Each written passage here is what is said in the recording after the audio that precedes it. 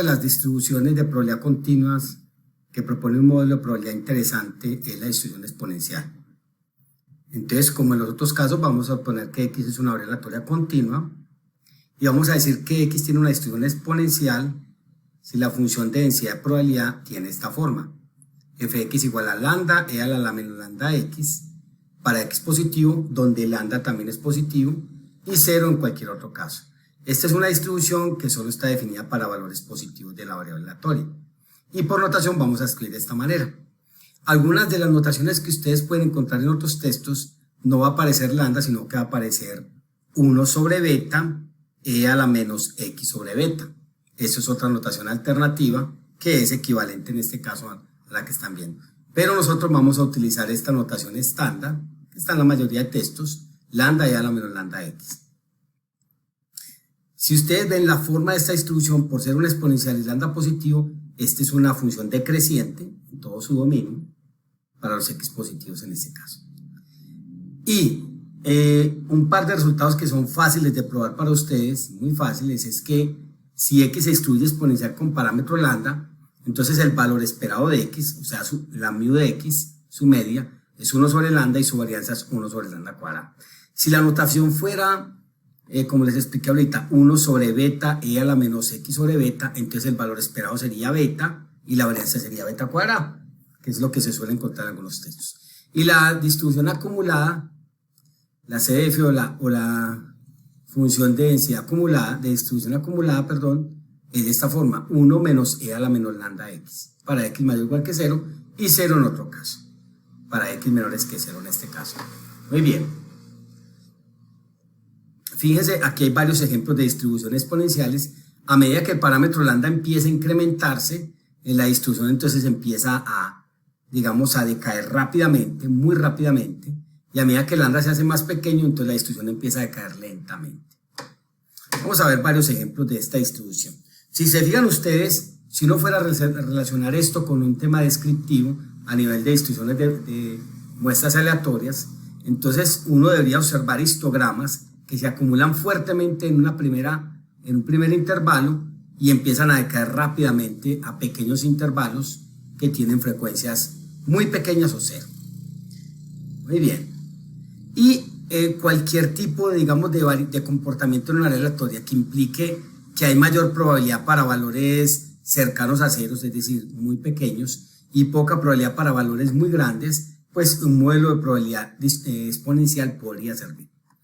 Vamos a suponer que, un ejemplo, vamos a suponer que x es el tiempo en que pasa mientras que un aparato, un contador, en este caso Geiger, detecta una partícula rara. Entonces digamos que el contador detecta una partícula y el tiempo que transcurre para la siguiente detección, o sea, para detectar la siguiente partícula, pues se puede modelar de manera exponencial. Es decir, el tiempo entre detecciones es una variable aleatoria exponencial y vamos a suponer que en este caso el tiempo medio de detención es 1.4 minutos. Es decir, que el contador detecta una partícula en promedio cada 1.4 minutos. Me piden aquí que cuál es la probabilidad de detectar una partícula en un lapso de tiempo de 30 segundos desde que se enciende el contador. ¿Listo? Si se fijan ustedes, acá el tiempo está en minutos, por lo tanto estos 30 segundos hay que convertirlos a minutos. Ya sabemos entonces que el valor esperado de x es 1 sobre lambda. Si a mí me dicen que en promedio me demoro 1.4 minutos para detectar una partícula, esa es la media. Entonces el valor esperado de x sería 1.4, pero al mismo tiempo es 1 sobre lambda, de donde obtenemos que lambda es 1 sobre 1.4. Así la f de p va a ser lambda e a la menos lambda x. En este caso, ¿cuál sería? Sería lambda 1 sobre 1.4 e a la menos lambda por x, o sea, x sobre 1.4, para x mayor o igual que 0. Ahora me dicen que cuál es la probabilidad de detectar una partícula durante un lapso de 30 segundos. Eso equivale a que detectemos una partícula en un lapso de medio minuto. En otras palabras, nos piden calcular la probabilidad de que x sea menor que 0.5. Esta probabilidad se puede calcular de dos formas: haciendo directamente la integral, como ustedes la ven aquí, o utilizando la distribución acumulada que ustedes ven acá. En este caso en particular, esta probabilidad que ustedes ven aquí de x menor que 0.5, x menor que 0.5 es lo mismo que la probabilidad de que x sea menor o igual que 0.5. Recuerden que en variables contiguas continuas, la probabilidad en ese punto es 0. Y por lo tanto, esto sería la función acumulada de x, la distribución acumulada de x evaluada en punto 5. Es decir, bastaría con simplemente evaluar aquí, cambiar x por punto 5 y listo. Sin embargo, ahí están las dos cosas equivalentes para que ustedes las puedan observar.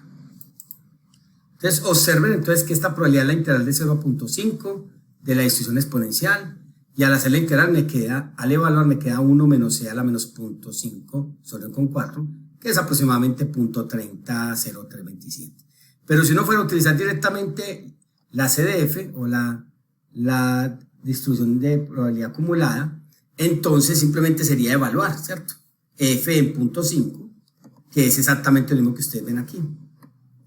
Es decir, que en el 30% de los casos aproximadamente se detecta una partícula antes de 30 segundos.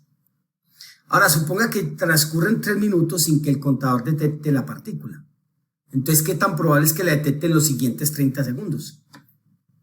Eso es equivalente a decir, si ya han transcurrido 3 minutos, es una condición, entonces, ¿cuál es la probabilidad que la detecte antes de los siguientes 30 segundos? Es decir, en un tiempo inferior a 3.5 minutos. Entonces, si ustedes se fijan, esto es lo que me están preguntando. ¿Cuál es la probabilidad de que el tiempo sea inferior a 3.5 minutos, dado que ya el tiempo supera los 3 minutos? O sea, ya han transcurrido 3 minutos. Haciendo todas las equivalencias que ustedes conocen por la definición de probabilidad condicional, sería este evento interceptado este evento sobre la probabilidad de este evento. Lo de arriba sería esta probabilidad menos esta probabilidad sobre esta probabilidad. Lo de arriba es la función de distribución acumulada evaluada en 3,5. Lo que sigue es evaluada en 3. Y lo de abajo es 1 menos esa distribución evaluada en 3. Aquí lo ven ustedes. Esto sería f mayúscula en 3,5 menos f mayúscula en 3 sobre 1 menos f mayúscula en 3. Si ustedes se fijan, yo puedo operar estas cosas que están aquí, se cancelan los unos. Puedo sacar factor común e a la menos 3 sobre 1,4 y me queda esto. Se me cancelan estas dos expresiones y me va a quedar esto. Es decir, esta probabilidad me va a quedar esto. Pero, oh, sorpresa, esta probabilidad es justamente la que acabamos de calcular. Miren aquí, es la probabilidad de que x sea menor que 0.5. Es decir, el proceso no tiene memoria. Al parecer solo importa lo que pasa en los siguientes 30 segundos, es decir, en los siguientes 0.5 minutos. Y eso realmente es una propiedad que caracteriza un proceso exponencial, que es justamente lo que conoce como propiedad de carencia de memoria. Hay otra distribución que tiene esa propiedad y es la distribución geométrica, en el caso discreto. Vamos a suponer que x es una variable aleatoria tal que x se distribuye exponencial y sean t1 y t2 reales positivos.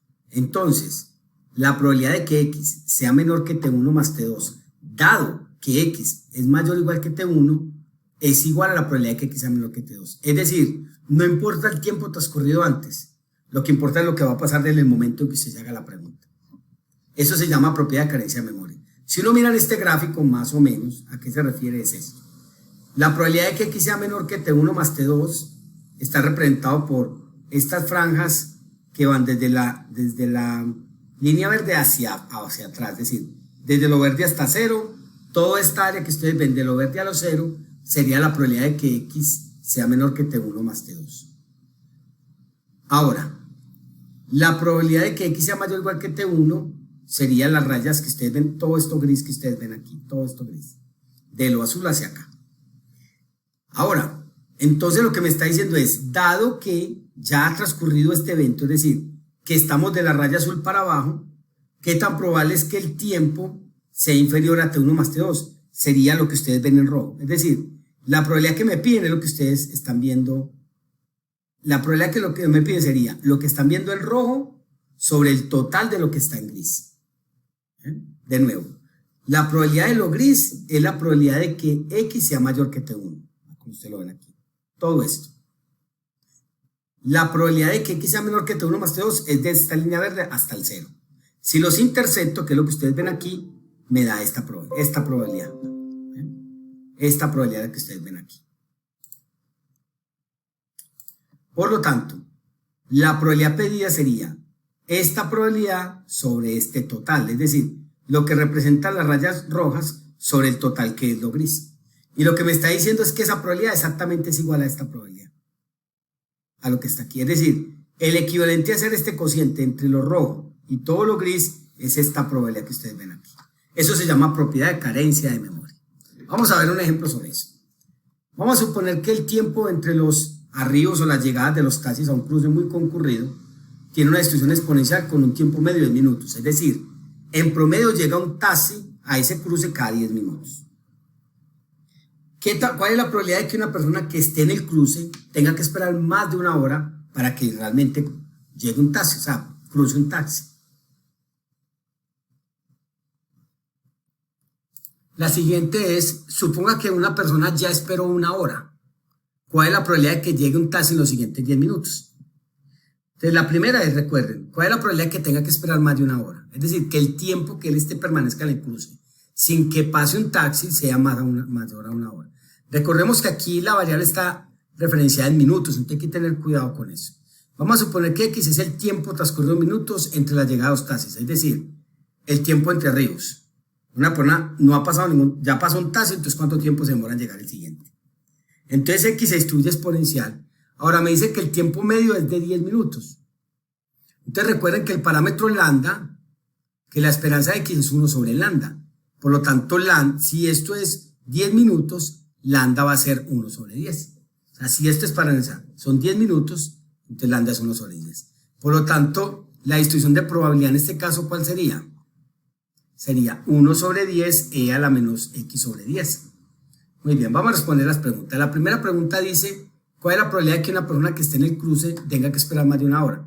Eso es equivalente a que el tiempo que esa persona permanece ahí es superior a 60 minutos. Ahora, esto es lo mismo que esto.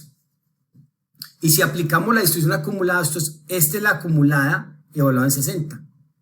1 menos eso me da esta expresión y eso es aproximadamente 0.00248. Es decir, es muy poco probable que la persona tenga que esperar más de una hora para que llegue el taxi. Bien, la segunda entonces sería, dado que ya lleva más de 60 minutos esperando, ¿qué tan probable es que el taxi llegue en los siguientes 10 minutos? O sea, el tiempo total es la hora que ha transcurrido más los 10 minutos en los que va a llegar el taxi. Es decir, la probabilidad de que X sea menor o igual que 70, dado que X es mayor que 60. Ahora, por la propiedad de carencia de memoria, entonces, ¿qué quiere decir esto? Fíjense que aquí tengo T1 más T2, T2 es 10 minutos, T1 es 60, entonces esta probabilidad, según la propiedad de carencia de memoria, es la probabilidad de que X sea menor o igual que es. Es decir, no importa el tiempo que ha transcurrido, importa es el momento en el cual usted se hace la pregunta. Y esto, por definición, es la acumulada evaluada en 10, que nos da 0.6321. Es decir, de todas las personas que ya llevan esperando más de una hora para que llegue un taxi, el 63% de ellas verán que el taxi llega en los siguientes 10 minutos.